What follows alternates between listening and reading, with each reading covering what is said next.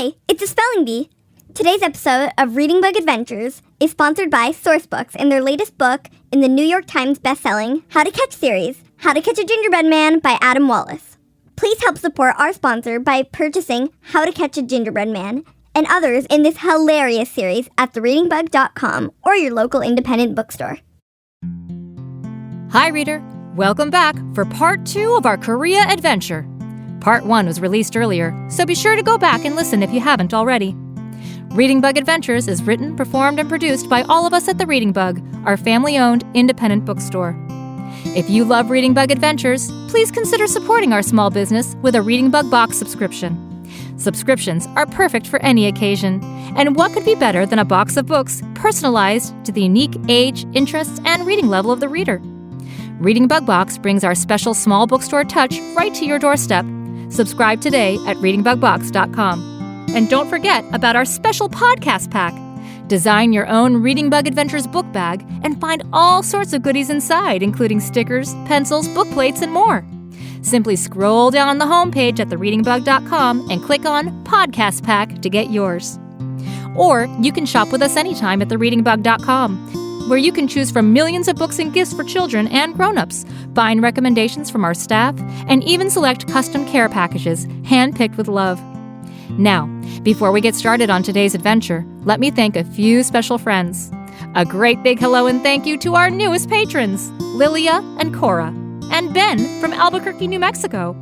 You're part of what makes Reading Bug Adventures podcast possible. To become a patron and support our work, please visit patreon.com/readingbugadventures.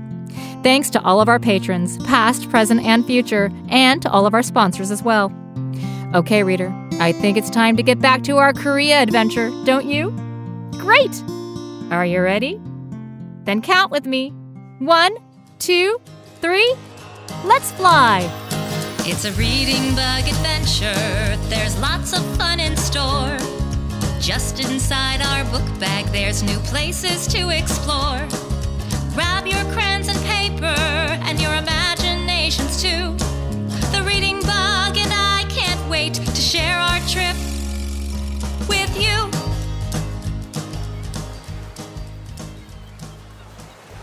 Hi, reader. You're back and just in time.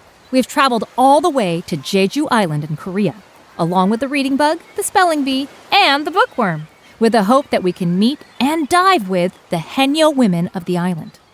The Haenyeo have been free diving off the shores of this island for generations, gathering food and treasures from the bottom of the ocean to help feed their families and community. That's right. And we adventured here today to see if we could dive with the Haenyeo. But it turns out that they really don't like tourists. Right, Spelling Bee? Yes, the Haenyeo chief was dismissive of Lauren's singing.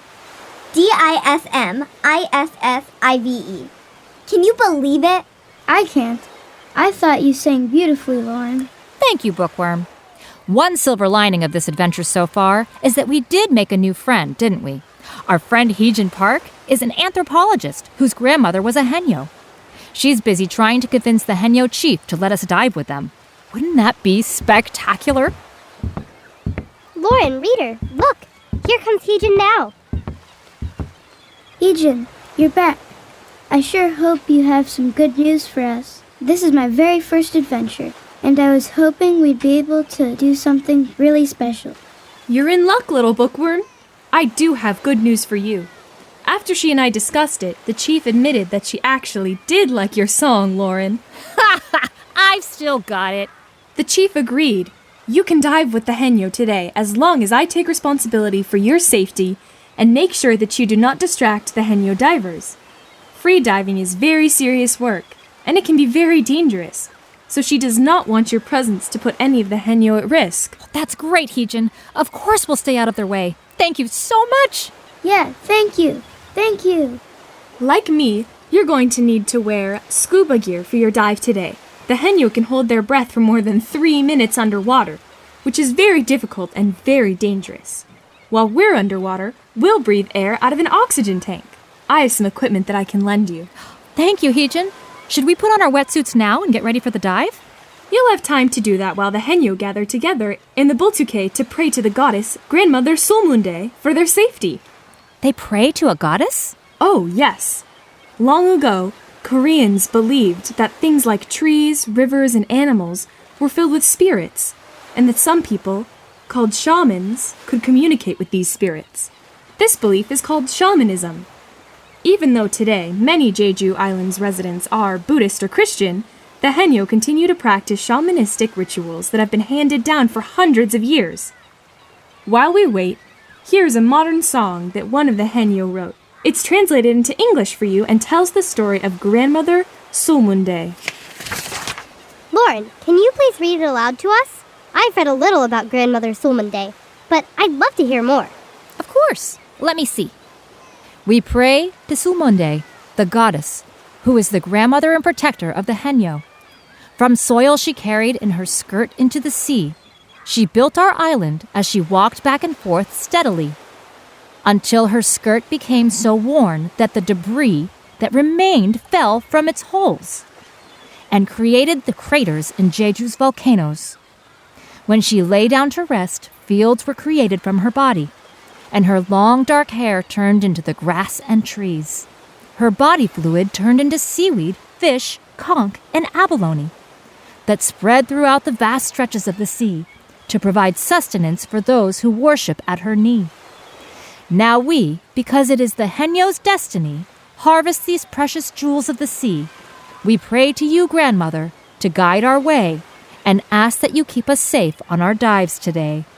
So that we don't distract the Haenyeo, Lauren, reader, we will be taking a small motorboat over to the dive site. Do you see the boats over there by the sea wall? Lots of shellfish attach themselves to the craggy rocks on the wall, so it's a good place for the grannies to dive. I also see a few orange tuloks bobbing up and down in the water. That means that some of the grannies have already begun to dive today. Follow me and we'll hop on the boat, where our dive gear is waiting. Okay, careful. Now, everybody into the boat. You all can put on your scuba gear while I drive the boat.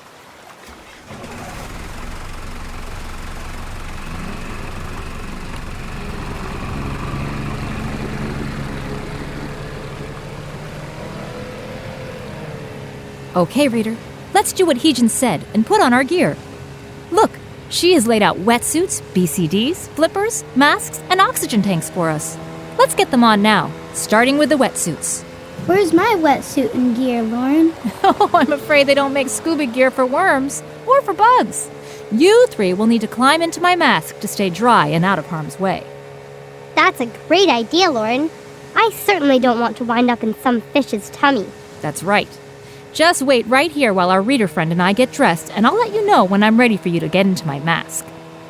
Reader, the wetsuit goes on first to help us from getting too cold in the water. It's a little bit tight, so you'll need to pull it up over your body like this. There we go.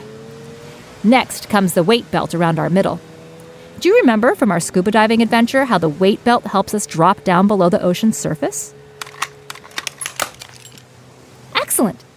And now it's time to slip on the fins on our feet. Looking good, everyone. Thanks, Heejin. Now, normally you would breathe through your mouth into a regulator that attaches to your tank, but I wear a face mask that leaves my mouth unobstructed so that I can talk to other divers through a radio communication system that is built in. I brought a couple of extra face masks with these communication systems, so why don't you and Reader wear them? That way we can talk to each other even while we're underwater. We're here! Are you ready for a dive? Great. Then let's get our BCDs, oxygen tanks, and masks on. I'll join you.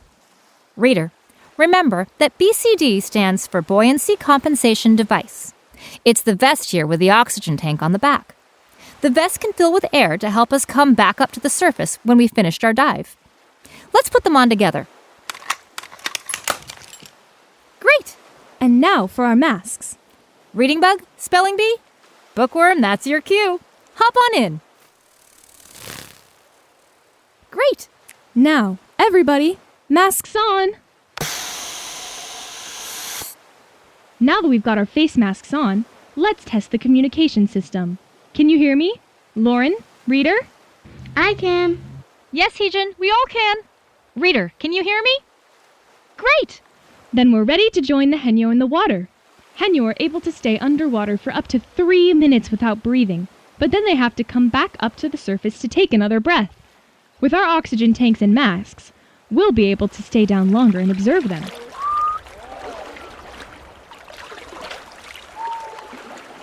What are those funny noises we're hearing, Heejin? Dolphins, maybe? Sounds a little bit like dolphins coming to the surface of the ocean to breathe. You've got great ears, Lauren. But those aren't dolphin sounds. You're hearing the sounds the Henyo make when they burst out of the sea to exhale and take in more oxygen. It's called Sambaisori, and it's an ancient breathing technique that has been passed on from one generation of Henyo to the next. The sound, which people often describe as a high-pitched breathy shriek or whistle, is often mistaken for a dolphin or bird call. Just like fingerprints, every granny's Sambaisori is unique and different from every other granny. What do you say, Lauren, Reader? Are you ready to jump into the water and join the Henyo? I know you said you'll help keep us safe on our dive today, but I have to admit, I'm still a little nervous about getting started. It's normal to feel a little anxious when you're doing something outside of your comfort zone, but there's an old Korean saying, starting is half the task. That means that getting started is sometimes the hardest part. So, let's take it one step at a time and get started by rolling backwards onto the water from the side of the boat. I'm ready to roll onto the water. Here I go! Reader, Heejin just rolled into the water, and if we're going to see the Henyo dive today, we're going to have to get into the ocean too. Are you ready? Then on the count of 3, let's go. 1, 2, 3! Heejin, you were right! Jumping into the ocean wasn't very hard or scary. I hope you were also right. It was the hardest part of our adventure today. So do I, Lauren. So do I. Now, start letting the air out of your BCD so we can slip below the surface of the water and down into the ocean's depths.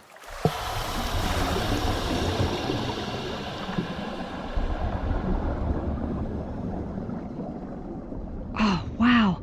Looking around, it seems silly that I was so nervous. It's so beautiful, peaceful, and quiet down here. There are so many fish swimming over, under, and around us. I've never actually seen a fish before. Heejin, what are those beautiful fish over there? The ones that are gold on the top and silver on the bottom, with bright red spots on their fins. There must be hundreds of them, and they're all swimming together like a team of synchronized swimmers. Oh, there are many beautiful tropical fish in the waters near Jeju Island, Lauren. These gold and silver fish are called scale-fin anthias. They're also called sea goldies because of their golden color. Sea goldies live in coral reefs, clear lagoons, and steep slopes, and they like to swim in large groups called schools, like the group we're looking at right now. Look over there, Lauren. There's a little yellow fish with black dots that looks a bit like my cousins, the yellow ladybugs. It's all puffed up like a balloon. It looks a little like me, too. Well, same colors anyways. Yellow and black. Only I'm striped and the fish is spotted. That's a yellow boxfish.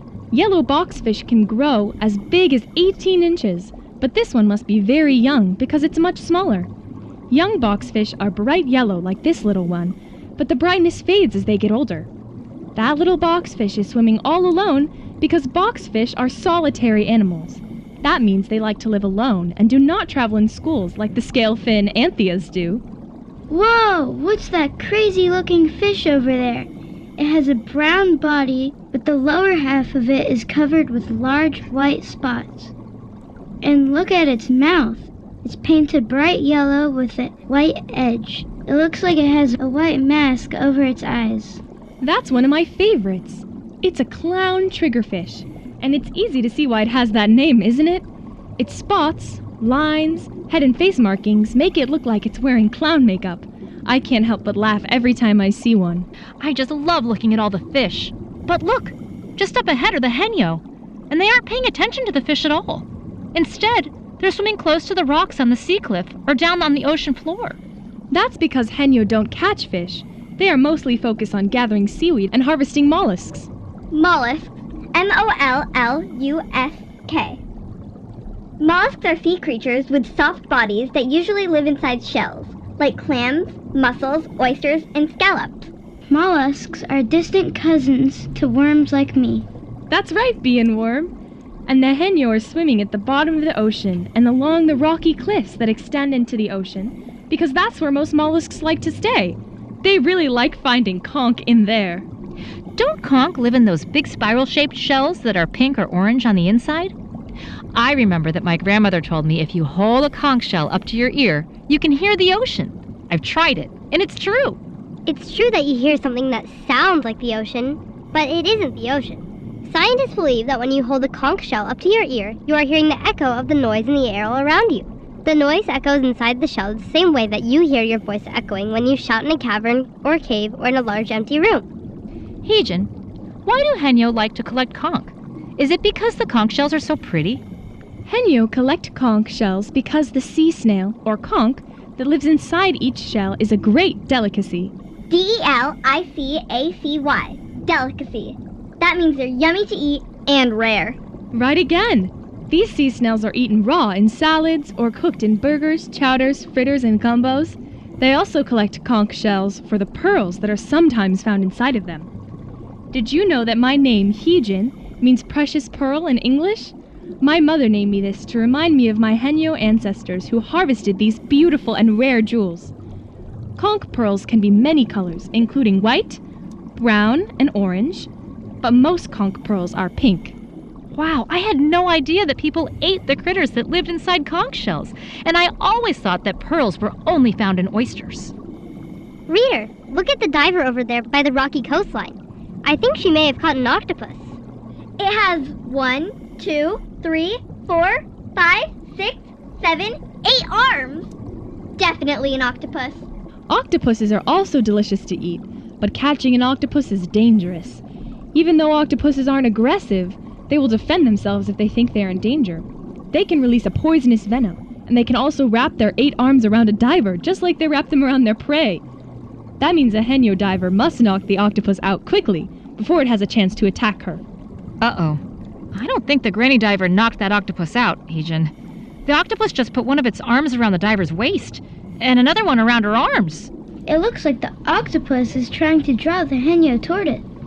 If she can't get another breath of air soon, she could be in real trouble. Lauren, reader, we have to help her. No, remember what I said, Bug. The henyo do not want to be bothered. We are here to observe them only. And we don't need to worry either. Henyo always work in pairs. See? The henyo's buddy diver is quickly swimming toward her to help her out. Oh, yes, there she is. The henyo's buddy is putting her finger behind the opening in the octopus's head, right behind its eyes. And the octopus is changing colors from angry red to a brownish white. Yes, that means that the buddy diver successfully knocked the octopus unconscious, and its nervous system isn't working anymore. When this happens, the octopus also loses its muscle tone, and it can't suck with its suction cups.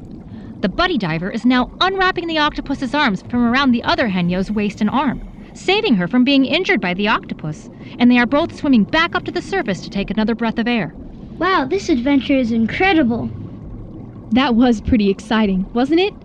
Now that the diver is safe from the octopus's clutches, we can get back to exploring this watery garden, filled with shellfish, starfish, sea urchins, seaweed, and other colorful marine plants and fish. It is beautiful, but I read that pollution in the water around Jeju Island has killed much of the underwater vegetation that feeds the shellfish. That means henyo have to work longer and harder to be able to support their families and communities. That's another reason why the number of henyo is getting smaller and smaller every year, isn't it? Sadly, that is true. The sea life here isn't as vibrant or populous as it once was. Heejin, I know we're not supposed to bother the henyo, but look behind you. Behind me? Yes, one of the henyo is swimming toward us very quickly. Why is she waving both of her arms in wide arcs above her head? Uh-oh, that's one of the universal hand signals that divers use to communicate underwater. And it means, emergency, help me now. But what does she want us to do? Emergency. EMERGENCY. That's bad. B, no time to spell. We have to go help. Lauren, reader, put your flippers into action and follow that henyo. She is pointing toward the water with a flat palm. That's another universal diving hand signal, and it means she wants us to look at something down there. Quickly, let's swim closer to see what's going on.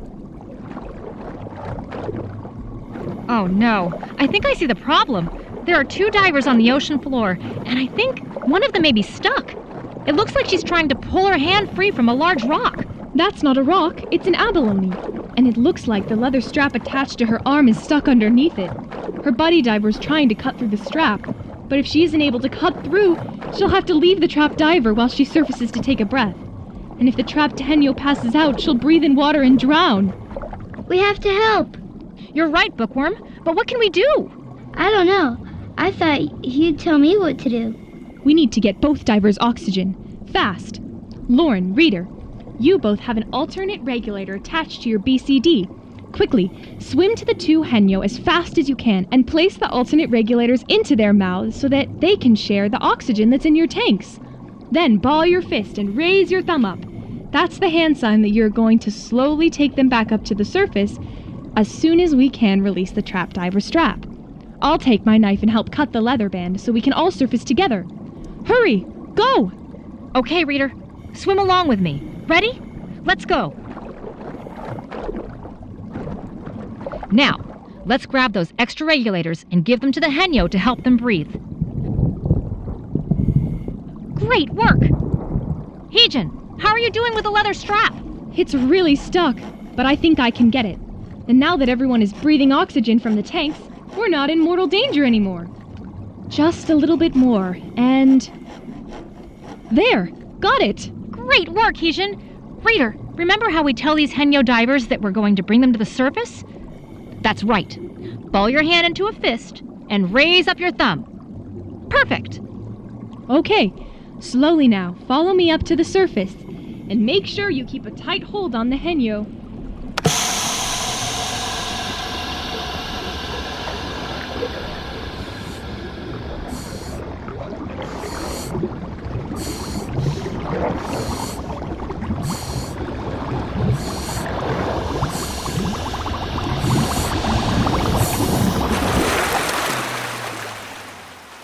Phew, we made it. Let's get everyone up and into the boat.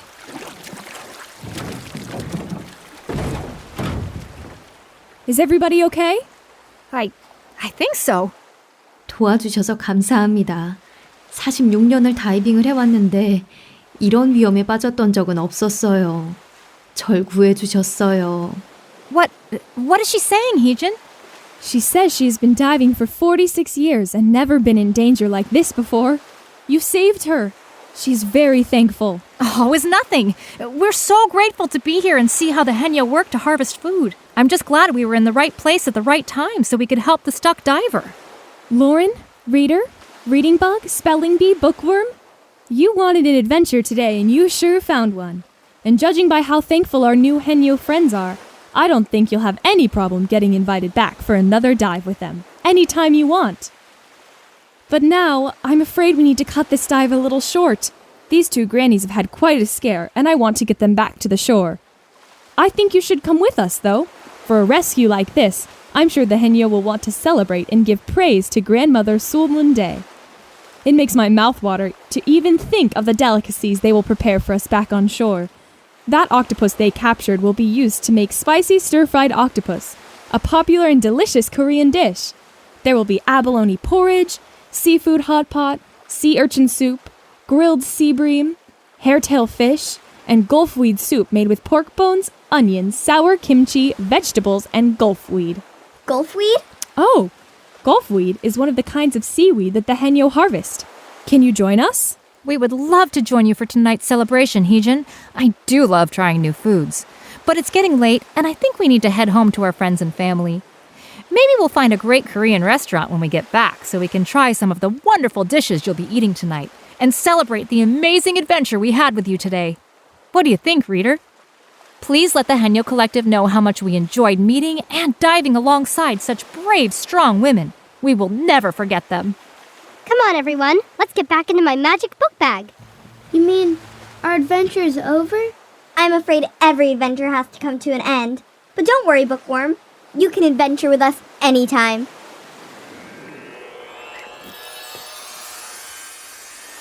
Look, reader, the reading bug is opening her book bag and it's getting bigger and bigger.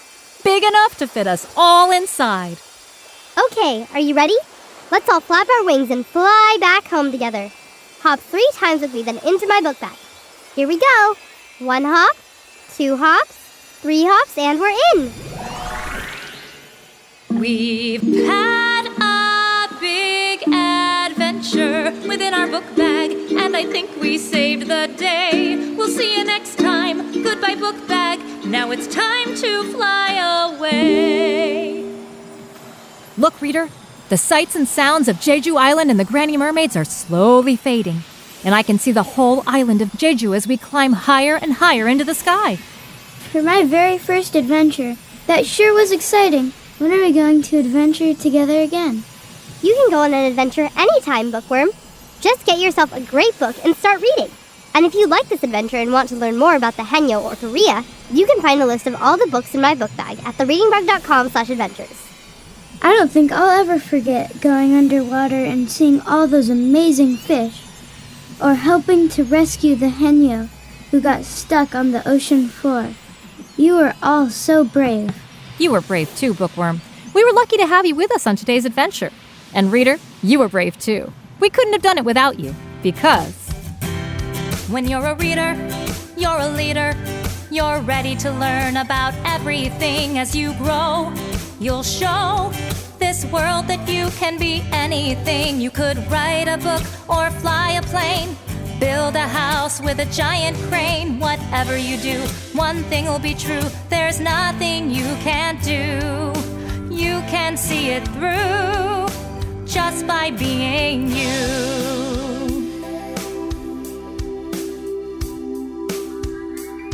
'Cause you're a reader, you're a leader. You're ready to learn about everything as you grow. You'll show this world that you can be anything. You could sing your way into a Broadway show. Don't let anyone tell you no. Whatever you do, one thing will be true. There's nothing you can't do. You can make your dreams come true just by being you.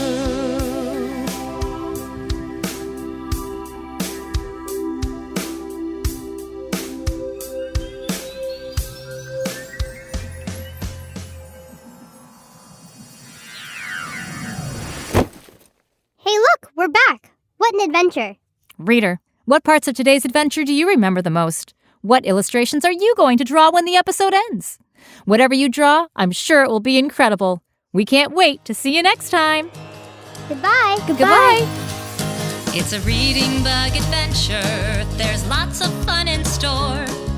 Just inside our book bag, there's new places to explore.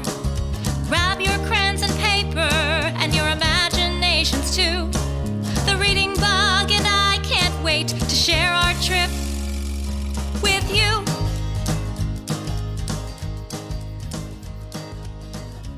Today's episode of Reading Bug Adventures is sponsored by Sourcebooks and their latest book in the New York Times bestselling How to Catch series, How to Catch a Gingerbread Man by Adam Wallace. You can't catch me. Well, hello, Spelling Bee. What in the world are you doing buzzing all over the place like that? Oh, hi, Lauren. Reading Bug and I are playing a little game of catch. Well, kind of. She's trying to catch me. Bee, you are just too fast for me. Oh, hi, Lauren. Have you seen the latest book in the How to Catch series? Not yet. I just read it out loud. It's How to Catch a Gingerbread Man, the perfect addition to my holiday book collection. Yes, yes, yes. We own every book in the collection. I especially love the holiday ones like How to Catch a Leprechaun and How to Catch the Easter Bunny. The How to Catch series is a favorite in households across the country. I know, because so many of our Reading Bug Box subscribers request the books in their boxes.